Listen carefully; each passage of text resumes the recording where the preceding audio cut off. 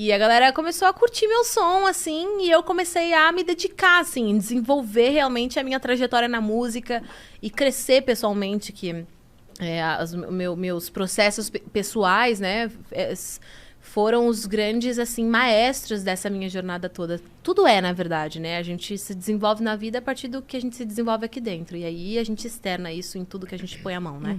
Então, na minha vida foi exatamente assim. Cresci demais, assim.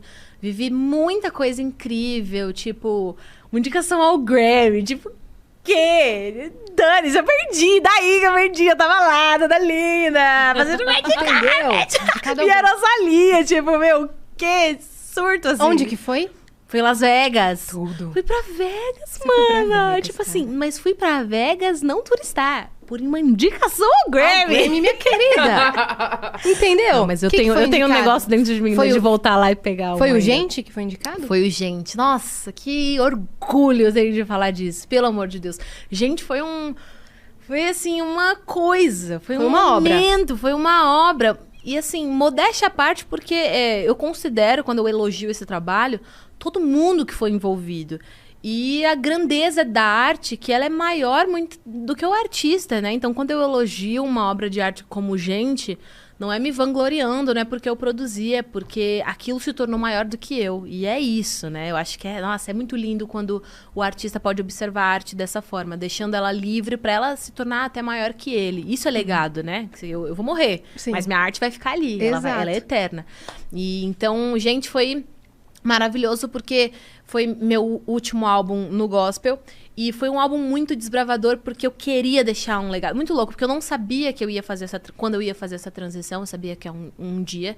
Mas é muito interessante agora que eu fiz essa transição observar que o meu último álbum no gospel foi um trabalho tão desbravador e que eu creio que deixou um legado, porque trouxe essa narrativa de o crente também é gente. Então, existe a necessidade da gente falar sobre outras temáticas além da temática religiosa. Porque a gente experimenta essas coisas da vida. 2, são nesses pontos da vida que a gente consegue se relacionar com o próximo. Se a gente tira essa relação humanizada, sobra a relação talvez só religiosa. E a gente sabe que a religião ergue muitos muros. Então, se a gente só depender dela para se relacionar, vai ser muito difícil da gente se relacionar. Então, o que nos prende uns aos outros, na verdade, é a nossa humanidade. Eu queria trazer essa mensagem para as pessoas, tanto os consumidores de música gospel, como os produtores da música gospel, da necessidade da gente abranger outras temáticas, porque isso faz parte da nossa experiência, e foi isso que conectou o próprio Deus à humanidade. A humanidade de Jesus. Ele se fez homem. Então, ele se fez homem para que a gente pudesse realmente se relacionar, se identificar na figura dele, na pessoa dele, né? Então, por que a gente... Se Deus fez isso, por que a gente se afasta disso, né? Então, Gente, foi muito desbravador. E veio de um processo pessoal. Foi quando eu comecei a fazer terapia, quando eu comecei a descobrir minhas emoções, descobri que eu não era falta de Deus, não era pouca oração, era... Velho, anos de carreira com 8 anos. É óbvio que eu vou ter que lidar com ansiedade, tipo assim... Hoje eu lembro que eu tinha crises de ansiedade nos estúdios e ninguém sabia o que era. Eu não sabia o que era. E eu carreguei isso por muitos anos. Então cheguei naquela fase onde eu precisei tocar dentro de mim, sabe? Tocar em mim, abrir gaveta, mexer. E eu Olhar falei, pra dentro. a gente não pode só ficar cantando sobre uma espiritualidade que é distante. A gente tem que falar sobre uma espiritualidade que ela é real, ela é palpável. E essa espiritualidade muitas vezes são as nossas emoções. A gente é um todo, né? Um todo. A gente é uma tricotomia, corpo, alma e espírito. Não se tira uma parte. A gente é um todo.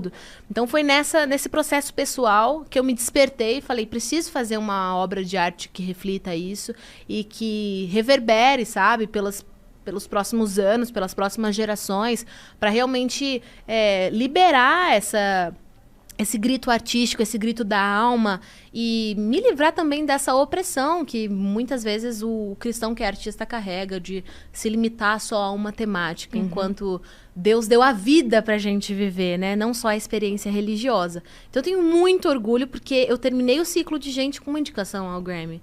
E eu não acreditei, foi um ano depois, assim, do lançamento, eu achei que já estava feito tudo que tinha pra ser feito. Quem que produziu, gente? O nome dele é Johnny S., ele é um baita de um produtor. Foi muito legal trabalhar com ele. Então, e foi um álbum, assim, que ajudou tanta gente. Eu tenho muito orgulho. Você furou a bolha, cara. Porque Foi você muito não legal. tava furando a bolha.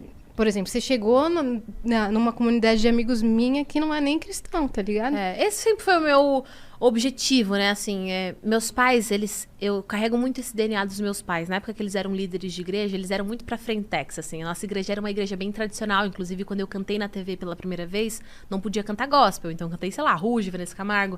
E a gente foi expulso da igreja que a gente era na época. Porque tava cantando música do mundo.